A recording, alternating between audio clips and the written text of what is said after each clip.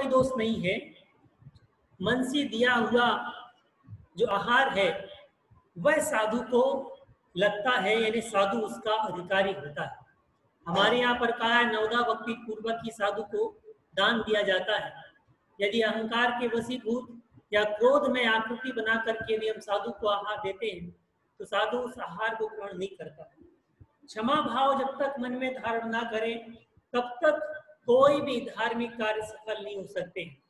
हम देखें कि प्राकृत साहित्य, संस्कृत साहित्य और हिंदी और संस्कृत जैन साहित्य में एक कथानक बहुत प्रसिद्ध है तुंकारी का। तुंकारी एक सेठ की बेटी थी, 7 भाइयों की लाडली थी।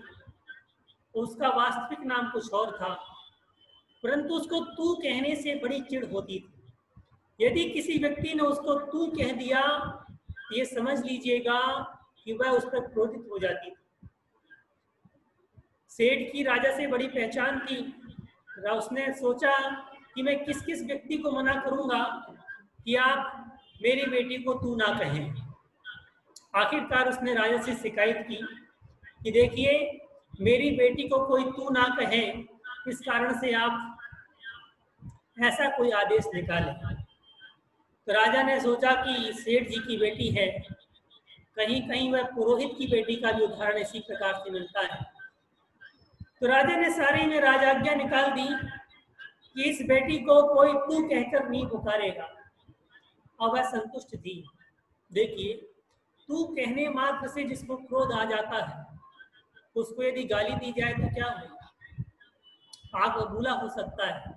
ऐसा ही विचार हमारे मन में जब तक नहीं आएगा, जब तक हम छोटी छोटी बातों पर तू कहने से, कहीं गाली गलौज करने से, जिन बातों से हमारा किसी प्रकार से सरोकार नहीं होता है, उन बातों पर तू इत्यादि कह करके हम क्रोध की उत्पत्ति कर लेते हैं।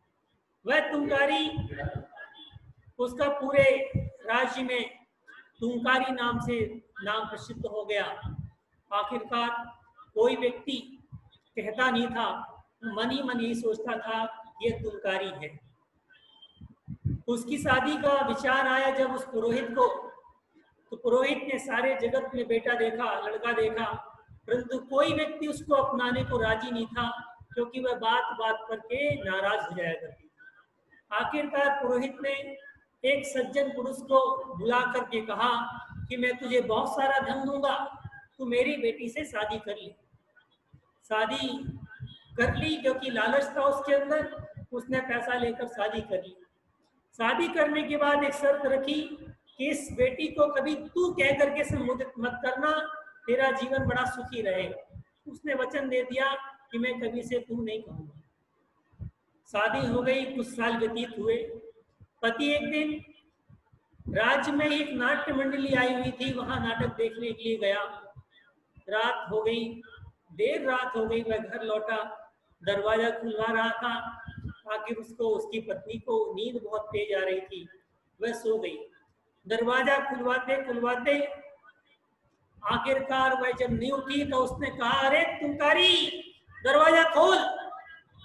इतना शब्द सुनते ही उसने आग बबूला हो गई और वह अपने पति को रात भर घर के बाहर ही रोक के रखा।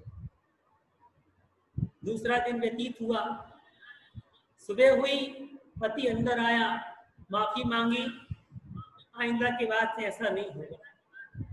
फिर उसके बाद ऐसा ही कोई एक अवसर और आया, उसने क्रोध में आके फिर तुंकारी कह दिया। उसको रात भर घर के बाहर रखा, वह चबूतरे में जाके सो गया। सर्प ने डंस मारा, उसकी मृत्यु हुई। देखिए, एक तुंकारी या तू शब्द कहने से इतनी नाराजगी कि अपने पति की मृत्यु हो गई। अब देखोगे क्रोध किस काम का, जो परिवार का विघटन करा दे या अपने से अपनों को भी बिछोड़ दे, ऐसा क्रोध किस काम का। कुछ दिनों के बाद उसका भाई आया, उसने भी क्रोध में तुंकारी कह दिया। वो घर छोड़ करके वन में चली गई और वन में जाकर के डाकुओं के द्वारा पकड़ी गई। वन देवी ने रक्षा की। बाद में एक सन्यासी के द्वारा पकड़ के उसके शरीर से खून निकाला जाता, फिर उसको खिला पिला के हष्टपुष्ट किया जाता। फिर खून निकाला जाता, ऐसा सिलसिला चलता रहा। आखिरकार वह कुछ वर्षों के बाद अपने छोटे भाई को मिली और वह घर लेके आई। तब से उसने एक नियम ले रखा था कि कोई मुझे कितना भी उत्तेजित करने की कोशिश करे, कोई कितना भी क्रोध दिलाने की कोशिश करे, परंतु मैं क्रोधित कभी नहीं होंगी। और उसके बाद से वह क्रोध का त्याग कर दिया। बंधुओं, कथानक हमारे जीवन को दर्शाने का एक माध्यम है।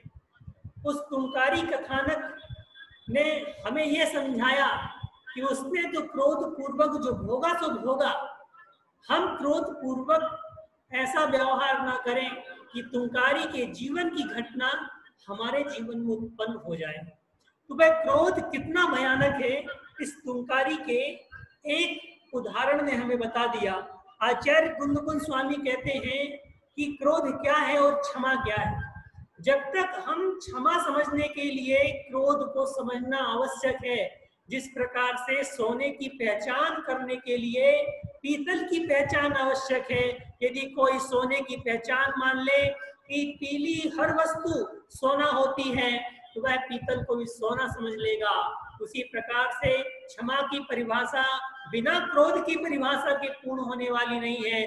और जब तक हमारे आचरण में क्रोध है, तब तक क्षमा उत्पन्न नहीं हो सकता। तो क्रोध जब तक समाप्त नहीं होगा, तब तक क्षमा का प्रादुर्भाव नहीं हो सकता।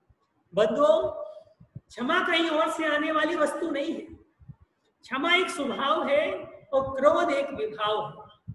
विभाव जाएगा तो स्वभाव आएगा, यदि विभाव नहीं गया तो स्वभाव कभी भी उभर करके आने वाला नहीं है। तो आचार्य कुंदकुंद महाराज ने क्षमा की परिभाषा कही है, कोहु पत्तिस कुड़ो बहिरंग जदि हवेदि सखादम न कुड़ति किंच विकोहम तस्य क्षमा होदि सम्मोति।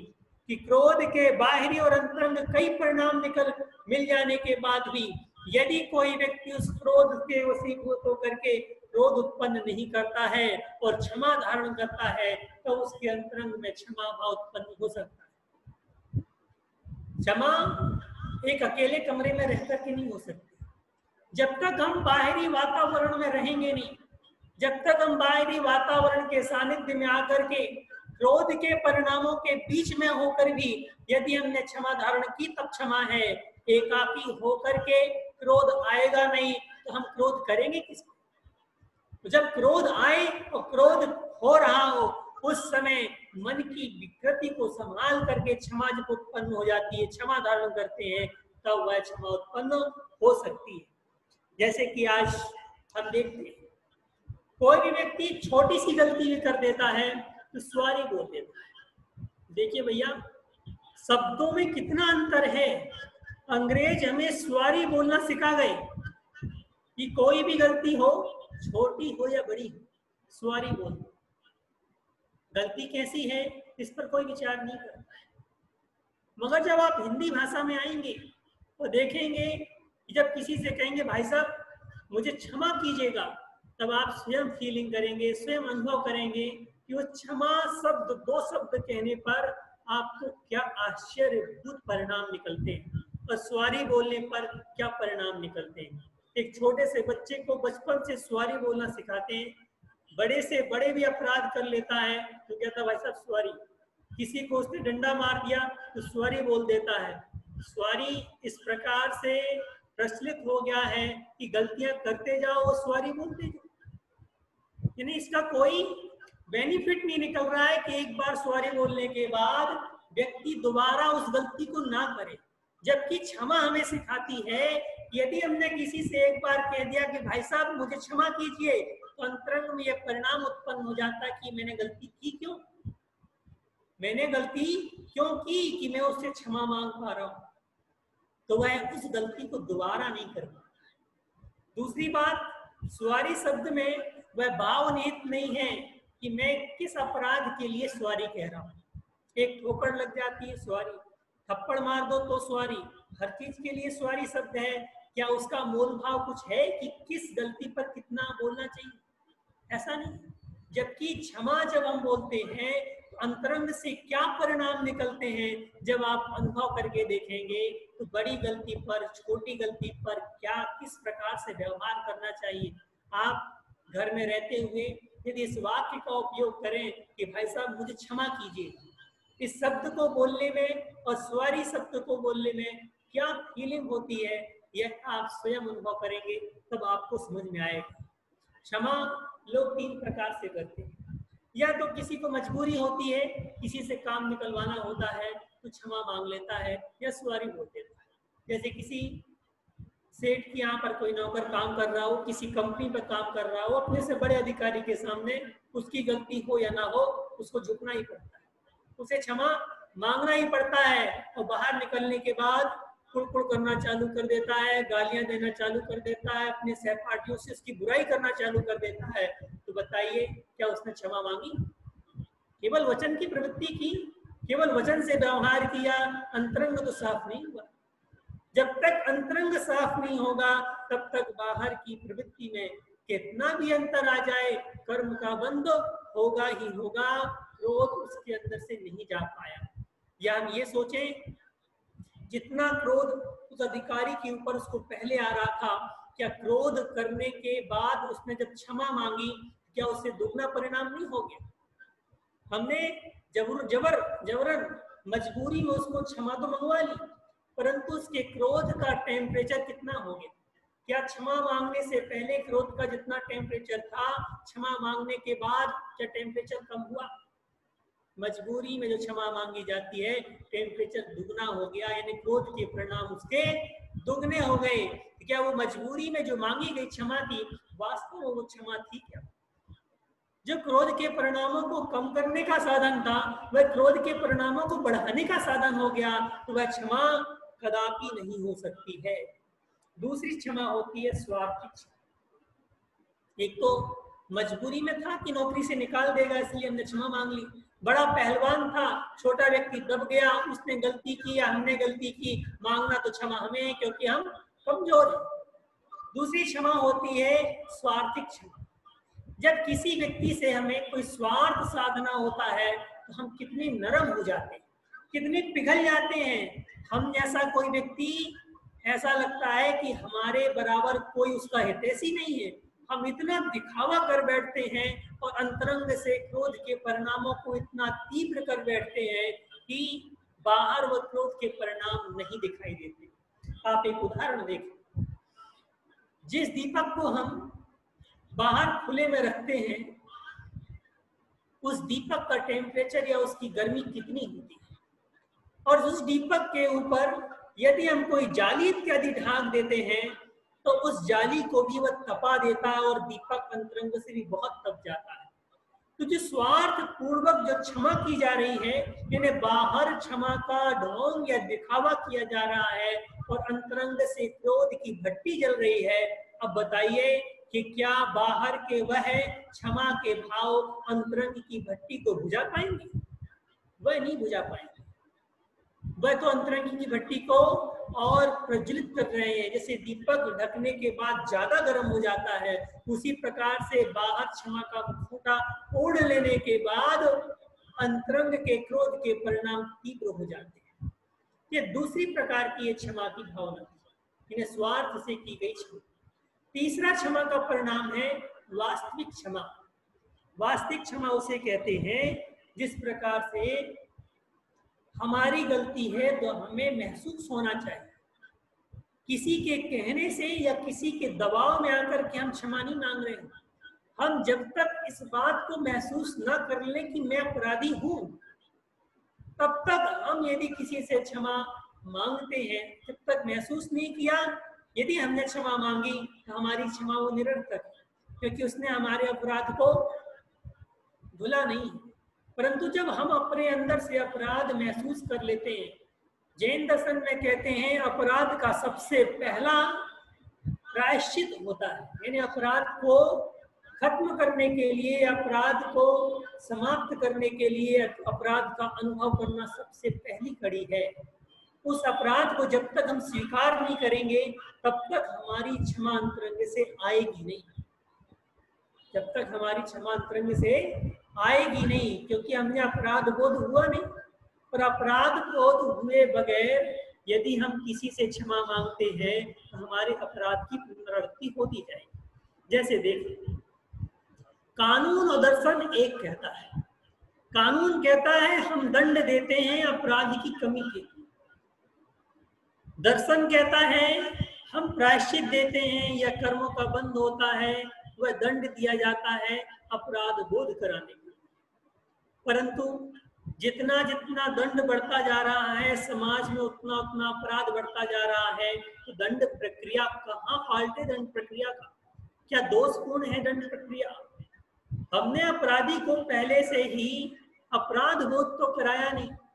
अब देखिए, बड़े बड़े अपराधी जब साधु के चरणों में जाते हैं, साधु की निष्प्रह वृत्ति देखते हैं, तो अपने आप झुक जाते हैं और अपना सारा अपराध स्वीकार कर लेते हैं। और स्वीकार करने के बाद जो आचार्य प्रायश्चित देते हैं, उसके द्वारा उसका अपराध धुल जाता है, उसका अपराध नष्ट हो जाता है। वही न्यायपालिका में बिना किसी एहसास के, बिना किसी अनुभव के, बिना किसी ग्लानि के यदि किसी दोषी को अपराध की सजा दी जाती है, तो वह जेल में दिन काटता रहता है और क्रोध उसके अंतरंग में बढ़ता रहता है। वह क्षमा भाव धारण करके बाहर नहीं आता और समाज में एक सुसज्जित या सज्जन पुरुष की भूमिका नहीं निभा पाता, फिर वह आत्मन अपराधी बन जाता है। तो मेरा कहने का अर्थ ये है, दर्शन कहता है अपराध बोध पहले होना चाहिए, उसके बाद दंड देना चाहिए। अपराध बोध हो गया तो वह दंड पाने वाला भी उस दंड को सहर्ष स्वीकार करके अपने अपराध का प्रायश्चित करेगा। और अपराध बोध नहीं हुआ तो दंड मिलने के बावजूद भी वह दंड का पूरा परिपालन नहीं करेगा, कहीं ना कहीं से वह चोरी करेगा। तो कहने का अर्थ ये है कि हम क्षमा जिस अपराध की मांग रहे हैं, क्षमा जिस गलती की मांग रहे हैं, जब तक उस गलती, उस दोष की, उस अपराध का उसको बोध ना हो जाए, तब तक उसके अंतरंग से क्षमा निकल नहीं सकती। तो सबसे पहले भैया हमें जो भी अपराध हम किए हैं, 10 दिन बाद क्षमावाणी पर्व आएगा, सभी एक दूसरे से क्षमा मांगेंगे। परंतु इन 10 दिनों में हमें यह एहसास करना है कि मैंने किस किस व्यक्ति से अपराध किया है, किससे दुश्मनी की है या किससे दोष किया है। जब तक ये विचार करके 10 दिनों में उसका अपराध बोध नहीं कर लाओगे, तब तक सामने वाले से केवल वाचनिक क्षमा मांग सकते हैं, मानसिक रूप से हम क्षमा नहीं मांग सकते। तो वास्तविक क्षमा तो वही होगी जो अपराध बोध के साथ की जाए। अब दूसरी बात हम देखते हैं कि क्रोध से क्या हानि है। अभी तुंकारी की कथा में हमने देखा कि उसने एक क्रोध के कारण से अपना परिवार खो दिया, अपना शरीर नष्ट कर लिया, एकाकी हो गई और सभी लोगों कितने कष्ट भोगे उसने।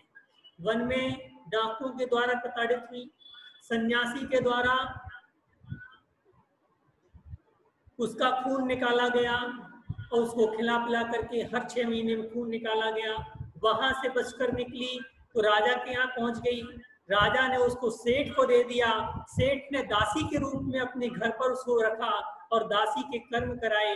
और देखना, एक पुरोहित की बेटी, उच्च परिवार की बेटी दासी का कार्य कर रही। किस कारण से? क्रोध के कारण से। विचार करें, क्रोध किस पर करना है, किस कारण से करना है। जब तक हम क्रोध का कारण नहीं जान सकते, तब तक हमारा क्रोध करना भी हमारी मूर्खता है। हम क्या कारण है कि क्रोध कर रहे हैं? घर में बर्तनों के कारण से, घर में किसी वस्तु के कारण से, घर में छोटी मोटी बातों के कारण से हम क्रोध कर बैठते। देखिए, अपने आप का मूल्य पहचानिए और एक बाह्य वस्तु का मूल्य पहचानिए, दोनों में कितना अंतर है। एक 10 रुपए की कटोरी यदि हमारा पड़ोसी ले जाता है, उस 10 रुपए की कटोरी के लिए हम कितनी किलकिल कर रहे हैं। उस पड़ोसी की निंदा करते हैं, उसे गाली भी दे देते हैं, कोई आता है मिलने तो उसे हम चोर भी कह देते हैं। क्या भैया उस पड़ोसी के रिश्ते 10 रुपए से ज्यादा है क्या? हमारा अपना बेटा जिसको हम क्रोध में मारते हैं, पीटते हैं, उसकी गलती देखो क्या किया उसने। यदि उसने कोई वस्तु ऊपर से नीचे गिर गई या कोई गंदी चीज उसने नीचे डाल दी, हमने थप्पड़ खींच के दे दी। हमारा आदमी है, अपना पुत्र है, अपनी बेटी है, अपना बेटा है, अपने माँ बाप है, अपने ही घर वाले हैं, और हम अपना मन मलिन करके अपनों से क्रोध कर रहे हैं। किससे कर रहे हैं क्रोध? अपनों से कर रहे हैं। किससे शत्रुता निभा रहे हैं? अपने घर में शत्रुता निभा रहे हैं।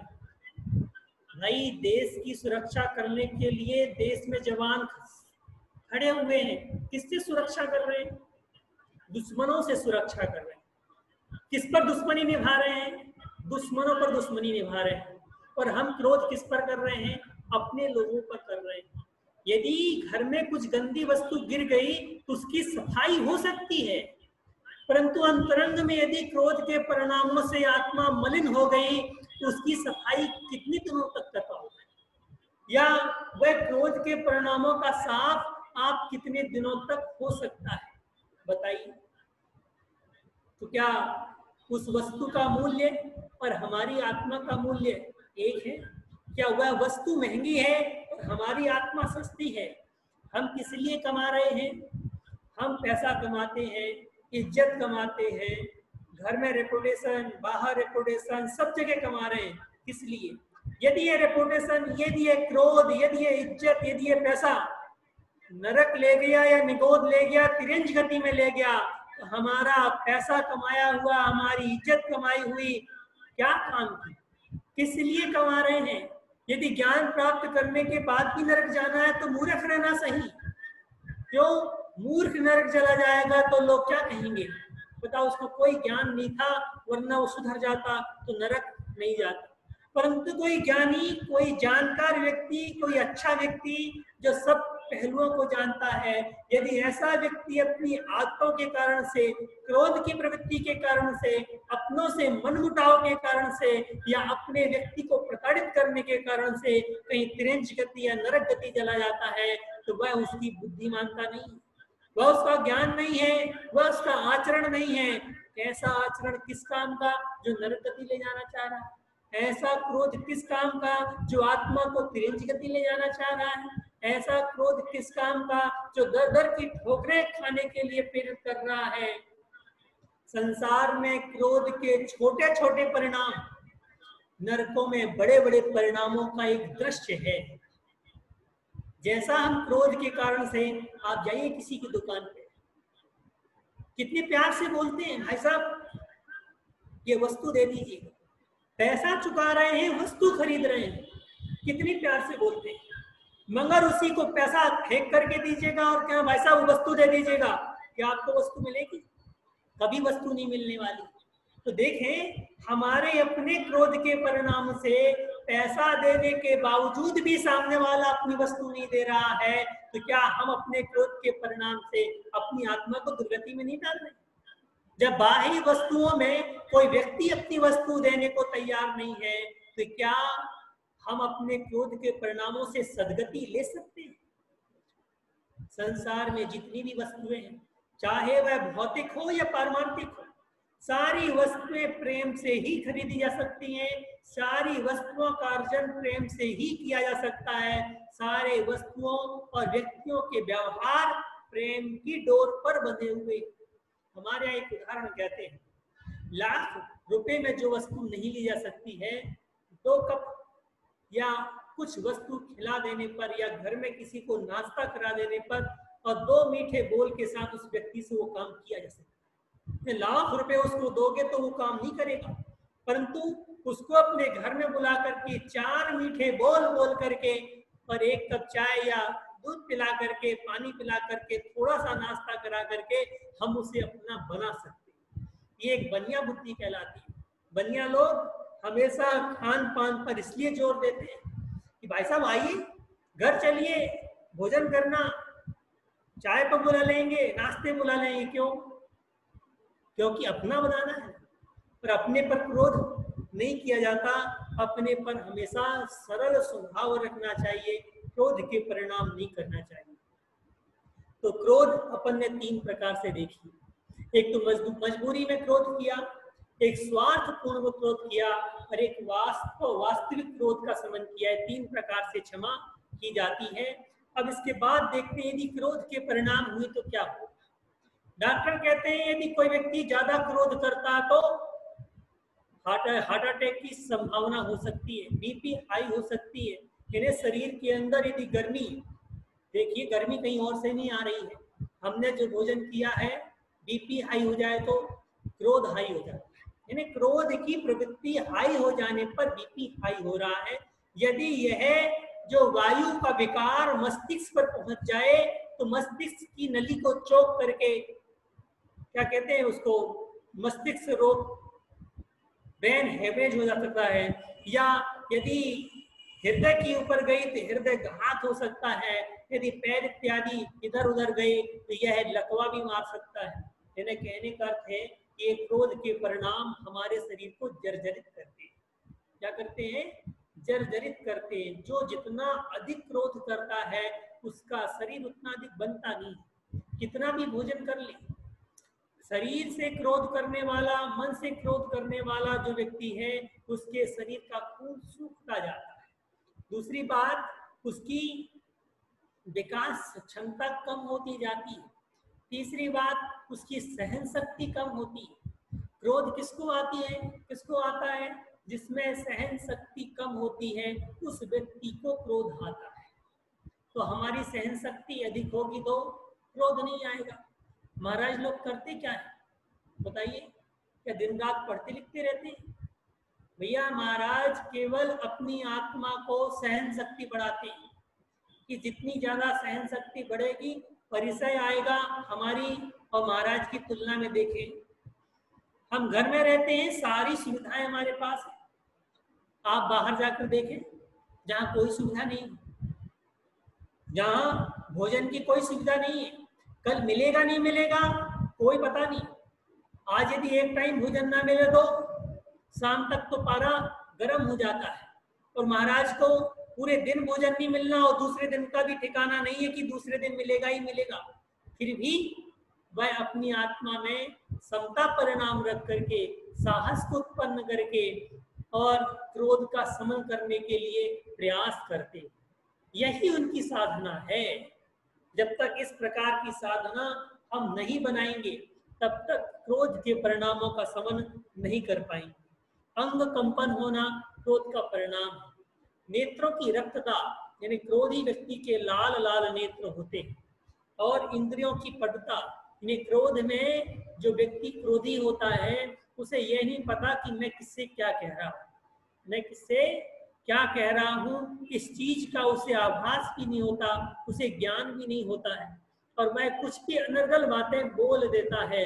जब होश आता है तब उसे समझ में आता है कि मैंने कुछ गलत बोल दिया, मैंने कुछ गलत बोल दिया। क्या गलत बोला भैया? पता नहीं। क्यों पता नहीं? क्योंकि क्रोध में आत्मा पराधीन हो जाती है, दूसरे के वशीभूत हो जाती है, उसे सोचने समझने के लिए टाइम नहीं मिल पाता है। तो क्रोध करने से जहाँ बताया खून में अशुद्धि हो जाती है, ब्लड प्रेशर हाई हो जाता है, हृदयघात होने लगता है, नेत्र लाल होने लगते हैं। इस प्रकार से क्रोध करने से सबसे अधिक हानि होती है।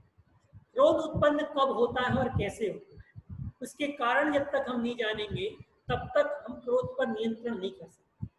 क्रोध का मुख्य कारण होता है रुचि भेद, या जिस वस्तु की हमें प्राप्ति करनी है उस वस्तु की प्राप्ति न होने पर स्वभावतः क्रोध उत्पन्न हो जाता है। ऐसी अवस्था में हम क्या विचार करें?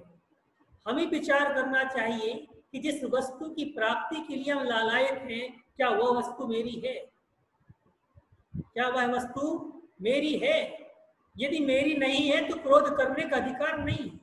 यदि वह वस्तु मेरी है तो मैं उसे प्राप्त करने की इच्छा क्यों कर रहा हूं? मैं उसे प्राप्त करने की इच्छा क्यों कर रहा हूं जब वो मेरे पास ही है? जो वस्तु मेरी जेब में रखी हुई है या जिस वस्तु का अधिकारी मैं स्वयं हूं, उस वस्तु की प्राप्ति करने के लिए किसी पर क्रोध करने की क्या आवश्यकता? और जो वस्तु मेरी है ही नहीं, उस वस्तु पर क्रोध करने से भी लाभ क्या है? कोई लाभ नहीं। तो रुचि भेद जब उत्पन्न हो जाता है तब क्रोध के परिणाम स्वतः उत्पन्न हो जाते हैं। क्रोध 9 आने वाले 9 धर्म का मुख्य द्वार है। यदि यह द्वार बंद नहीं किया तो क्षमा का द्वार खुलने वाला नहीं। जब तक हम क्षमा करना नहीं सीखेंगे तब तक ना मार्दव आएगा, ना आर्जव आएगा, ना किसी प्रकार से सौ सत्य संयम तप त्याग कोई भी धर्म सार्थक नहीं हो सकते हैं, क्योंकि इन धर्मों को सहन करने की शक्ति केवल क्षमा धर्म में ही है। जैसे कहते हैं ना, शेरनी के दूध को सुरक्षित रखने के लिए स्वर्ण पात्र की आवश्यकता होती है। आप कभी शेरनी का दूध पीतल के, तांबे के किसी भी पात्र में ठहरता नहीं। यदि शेरनी का दूध पीतल के पात्र में रख दोगे तो छेद हो जाएगा, इतना गर्म होता है, इतना हार्ड होता है, वह किसी पात्र में ठहरता नहीं। केवल सोने के पात्र में ही शेरनी का दूध ठहरता है। उसी प्रकार से 9 धर्मों की आधारशिला क्षमा है। क्षमा जिसके पास आ गई तो वह तपस्या करेगा, तो तपस्या को पचाने के लिए समता भाव चाहिए। यदि समता भाव नहीं है तो उस तपस्या के द्वारा किसी का भी अहित हो सकता है। इसका उदाहरण देखने में आता है दीपायन मुनि महाराज। दीपायन मुनि महाराज को जब पत्थर मार रहे थे ग्वाले, तब उन्होंने कहा कि मुझे अकारण पत्थर क्यों मार रहे हैं? भैया, किसी को पत्थर मारना होता है या पत्थर लगता है, अकारण कुछ नहीं होता। जैन धर्म कहता है सकारण है। कर्म पूर्व में जैसा किया था उसका प्रतिफल, उसका भोग तो हमें भोगना ही है, और वह भोग किसी भी तरह से हमें प्राप्त हो सकता है। तो जैसा ही उन्होंने सोचा कि अकारण मान रहे, क्रोध उत्पन्न हो गया। देखना, इतनी सालों की तपस्या से क्रोध उत्पन्न हुआ तो तेजस नाम का पुतला निकला, और तेजस नाम के पुतले ने 12 योजन लंबी और 9 योजन चौड़ी द्वारका नगरी को भस्म कर दिया। असंख्यात जीवों की हानि हुई। तपस्या की थी तो रिद्धियां प्राप्त होनी है, तपस्या की थी तो सारी शक्ति उनको प्राप्त होनी है, और उस शक्ति को पचाने के लिए समता परिणाम आवश्यक है। और समता परिणाम उसे प्राप्त होता है जिस व्यक्ति ने अपने अंदर क्षमा का प्रादुर्भाव कर लिया है और क्रोध के परिणामों को नष्ट कर दिया है। उस व्यक्ति के समता परिणाम उत्पन्न हो सकता है। अब हर व्यक्ति को क्रोध आता है, किसी को ज्यादा आता है, किसी को कम आता है। क्रोध आएगा, स्वभाव है। देखिए, क्योंकि हमारी आत्मा में मोहिनी कर्म है। मोहिनी कर्म 28 प्रकार का है। मिथ्यात्व, सम्यक मिथ्यात्व, सम्यक प्रकृति, और क्रोध मान माया लोभ, अनंतानुबंधी क्रोध मान माया लोभ, प्रत्याख्यानावरण, प्रत्याख्यानावरण, संमिलन और 9 कसाय। इसमें से 25 कसाएं हैं, जिसमें अनंतानुबंधी की 4, संमिलन की 4, प्रत्याख्यान की 4, प्रत्याख्यानावरण की 4। इनका उदय आएगा तो क्रोध आएगा। किस व्यक्ति को क्रोध नहीं आएगा? भाई, जब व्यक्ति को प्रेशर लगेगा तो आएगा ही आएगा क्रोध, मगर उस क्रोध को कितने टाइम तक रखना है ये हम निर्धारित करते हैं। जैसे कोई मेहमान हमारे घर में आया, अब आप निर्धारित करेंगे किसको बैठाना है या नहीं बैठाना है। कोई मेहमान आया, आपने कहा भाई साहब बाहर से ही साइन करा के काम चला लेते हैं, और चला जाता है। कोई मेहमान आया, अरे भाई साहब आइए तो सही, बैठिए तो सही, हमने उसे बैठाया। कोई मेहमान आया, भाई साहब को बैठाया, नाश्ता पानी कराया। एक मेहमान आया, उसको भोजन भी कराया, और एक मेहमान आया 2-4 दिन रुक के भी गया। किसने रोका? घर के मालिक ने तो रोका। क्या मेहमान अपनी मर्जी से रुका था? हमने उसे घर के अंदर बुलाया, हमने बैठाया, हमने चाय पानी कराई, हमने भोजन कराया, हमने नाश्ता कराया, हमने उसे रुकने के लिए 2-3 दिन कहा। उसी प्रकार से क्रोध आता है। आप उसे क्षण मात्र रोकना है, उसको हफ्ते भर रोकना है, उसको 15 दिन रोकना है, उसको महीने भर रोकना है, या उसको 6 महीने तक रोकना है, ये आपकी कैपेसिटी पर निर्भर है। ये कोई और सोचेगा नहीं, वो मेहमान नहीं सोचेगा। सोचना हमें है कि हम किस कैपेसिटी के अनुसार उस मेहमान को रोकें या उसको जाने के लिए कहें। क्रोध आया, हमने विचार किया, करने से कोई फायदा नहीं है। इस पर क्रोध करेंगे तो उल्टा और हानि होगी। हमने क्रोध बंद कर दिया। कोई ऐसा भी क्रोध होता है जो 5 दिन 7 दिन के बाद समझ में आता कि गलती तो मेरी थी, परंतु अब माफी कैसे मांगूं। यदि इतनी समझ में आ जाए कि गलती मेरी थी तो माफी मांगने के लिए देरी नहीं करनी चाहिए, तो क्रोध जल्दी खत्म हो जाए। किसी को 15 दिन के बाद कई लोग समझाते हैं कि साहब गलती तेरी थी, जब उसको समझ में आएगी तब वो समाप्त करेगा। मगर 6 महीने तक तो फिर भी सम्यक दृष्टि भी, छायक सम्यक दृष्टि भी 6 महीने तक क्रोध कर लेता है।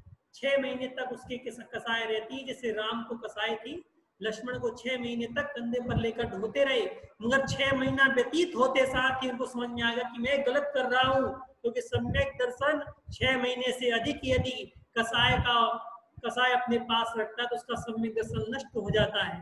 तो सम्यक दृष्टि को 6 महीने से कम की कसाय होती है, अधिक की नहीं होती है।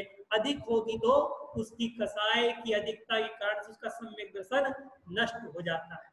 तो हम क्रोध को मेहमान की तरह समझें और अपने आप को, हम उस मेहमान का स्वागत हमें कितनी देर करना है इस पर हमें विचार करना है, मेहमान को विचार नहीं करना है। तो क्रोध का शमन हम स्वयं कर सकते हैं। तो इच्छाओं की पूर्ति नहीं हो, हठग्राह्यता हो या रुचि भेद हो, इस कारण से क्रोध उत्पन्न होता है। कभी कभी गलतफहमी हो जाती है तो क्रोध उत्पन्न होने लग जाता है, या किसी दूसरे व्यक्ति के भड़का देने पर क्रोध उत्पन्न हो जाता है। हम विवेकशील आदमी हैं, विवेकशील प्राणी हैं, मनुष्य हैं, पंचेंद्री हैं, संगी हैं, और ऐसे कुल में उत्पन्न हुए हैं जहां पर संस्कारों का भंडार होता है।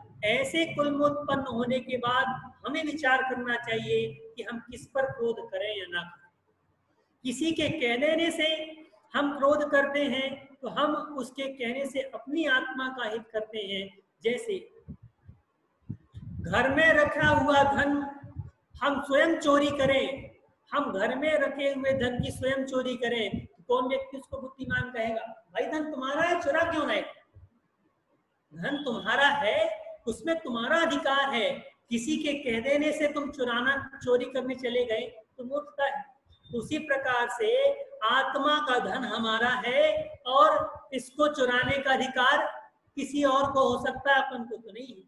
तो हमें किसी के कह देने से अपने आप को ठगना हमारी मूर्खता कहलाएगी। तो हम आत्मा रूपी धन में क्रोध इत्यादि जो कसाय उत्पन्न होती हैं उसके समन करने का उपाय करना चाहिए। एक उपाय आचार्यों ने बड़ा अच्छा बताया है कि जब भी क्रोध आए पानी पी लो, जब भी क्रोध आए पानी पी लो। क्यों? क्रोध आने से शरीर में उबाल आता है, ये शरीर गर्म होता है, तो गर्म होने के कारण से कई लोगों का हाथ पैर कांपने लग जाता है और खून गर्म होने लग जाता है। ऐसी अवस्था में पानी पी लेने से शरीर के अंदर जो गर्मी उत्पन्न हो रही थी उसको शांत करने पर कुछ राहत मिल जाती है। दूसरा उपाय बताया स्थान परिवर्तन करो, क्योंकि क्रोध जो व्यक्ति करता है उसका आभा मंडल बाहर निकलता है, और आभा मंडल बाहर निकलता है तो क्रोध के परिणाम से उस स्थान गर्म हो जाता है, उस स्थान पर भी क्रोध के परमाणु फैल जाते हैं। ऐसी अवस्था में आसपास जो व्यक्ति खड़े होते हैं उनको भी हाथ साफ करने का मौका मिल जाता है। देखिए, एक चौराहे पर दो व्यक्तियों की लड़ाई हो रही थी, 3-4 लोग और वहां मिल गए और जिसकी कुटाई हो रही थी उसको सब लोगों ने कूटा। बाद में जब शांत मामला हो गया, लोगों ने पूछा भाई साहब आपने क्यों मारा? भाई साहब वहां खड़ा था, मन हुआ मार दिया। तुम्हारी कोई दुश्मनी थी उससे? कोई दुश्मनी नहीं, हम उसको पहचानते नहीं, वो हमें पहचानता नहीं। जिससे लड़ाई हो रही थी वो आपस में एक दूसरे को पहचानते होंगे, परंतु हमें तो मारने का मन हुआ, हमने मार दिया। बताइए किसकी गलती थी? वो दो लोग आपस में जो लड़ रहे थे उनके अंदर से जो ऊष्मा आभा मंडल निकला और चारों तरफी क्रोध का परिणाम वातावरण में व्याप्त कर दिया, तो वहां पर खड़े हुए हर व्यक्ति को क्रोध आया और जो कुटाई जिसकी हो रही थी उसी को कूट दिया। बताइए, हमारे आभा मंडल से हमारी पिटाई हो। तो जब भी ऐसा कहीं गर्मा गर्मी का मौसम चालू हो तो वहां से तुरंत निकल जाना चाहिए, जिससे कि हमारे क्रोध के परिणाम से हमें हानि ना हो, हमें हानि ना हो, हम दूसरा स्थान परिवर्तन कर लें। जैसे घर में यदि दो भाइयों का विवाद हो रहा हो तो विवाद सुलझाने का सबसे सही तरीका है, क्रोध में ना वो सुनेगा ना हम सुनेंगे। जिस व्यक्ति को क्रोध आता है उसको कितना भी कुछ कह लो, जैसे आग में घी डालने पर आग बुझती नहीं है, आग भड़क जाती है। उसी प्रकार से जब क्रोध के परिणाम आते हैं तो व्यक्ति को समझाने पर क्रोध के परिणाम उबाल मारते हैं। इसलिए सज्जन पुरुष या बुद्धिमान पुरुष उस व्यक्ति को पकड़ के कहीं और ले जाते हैं, उधर समझाने की कोशिश नहीं करते, उसको उठा करके पकड़ के खींच के, भाई चल तो सही तू, बाद में निपटेंगे। अब बाद कब आएगा पता नहीं, तो ले जाते हैं दूसरी जगह, स्थान परिवर्तन करा देते हैं। जैसे स्थान परिवर्तन हुआ उसको भी समझ में आती, मैं लड़के किस कारण से रहा, किस कारण से युद्ध हो रहा था। देखिए बड़े बड़े युद्धों को देखिए किस कारण से हुआ। यदि आप उनकी गहराई में जाएंगे तो एक छोटा सा कारण निकले, कोई बड़ा कारण नहीं होगा, एक छोटा सा कारण होगा, एक या दो व्यक्तियों की गलती हुई होगी और लाखों सैनिक मरे। आप भूतकाल में जाकर के जितने भी युद्ध हुए हैं, महाराणा प्रताप का युद्ध हुआ हो या महाभारत हुआ हो, रामायण के युद्ध हुए हो, कितने भी युद्ध हुए हो, दो व्यक्तियों की गलती पर लाखों सैनिक मर गए। तो ये किसका परिणाम था? ये क्रोध का परिणाम था। अब हम ये सोचे कि हम अपने घर को युद्ध का मैदान बनाना चाहते हैं या अपने घर को मंदिर बनाना चाहते हैं। अरे यदि ज्यादा क्रोध आ रहा हो तो बॉर्डर पर जाओ, वहां पर जाकर क्रोध निकालो तो कुछ फायदा होगा देश को। यहाँ घर पर क्रोध निकालने से क्या फायदा? घर से घर पर अपने ही लोगों को क्रोध निकालेंगे, अपने लोगों की हानि होगी, तो बाद में अफसोस भी अपने लोगों को ही होगा। यदि ज्यादा क्रोध हो रहा हो, बॉर्डर पर जब आप एग्जाम देने के लिए जाएं तो वहां पर शांत स्वभाव सुशील व्यक्ति की भर्ती कदापि नहीं होती। जो गाली देना जानता हो, उजट पड़ा वाला हो, या जो क्रोधी प्रवृत्ति का हो, जो चार सुनाने की कोशिश में हमेशा रहता हो, ऐसे व्यक्ति का स्वभाव से, सरल स्वभाव से वहां पर सिलेक्शन हो सकता है। तो भाई साहब यदि क्रोध निकालने का सबसे सही उपयुक्त स्थान है युद्ध भूमि, वहां जाएं, मंदिरों को बख्शें, घर को बख्शें, घर के लोगों को क्रोध करने की अपेक्षा बाहर की दुनिया को देखें जहां क्रोध के परिणाम हो सकते हैं, वहां पर युद्ध का स्थल बनाएं, इसी मंगलमयी भावना के साथ कि हम हमेशा अपनों के साथ अच्छे से रहें। तो किसी कवि ने कहा है, खींच पाओ तो मधुर व्यवहार से खींचो, खींच पाओ तो मधुर व्यवहार से खींचो, और सींच पाओ तो हाथ की धार से सींचो। तलवार की जीत से तो हार अच्छी है, जीत पाओ तो मनुष्य को प्यार से जीतो, जीत पाओ तो मनुष्य को प्यार से जीतो। इसी भावना के साथ कल हम मार्दो धर्म सुनने के लिए पुनः उपस्थित होंगे। इसी मंगलमयी भावना के साथ बोले महावीर भगवान की जय।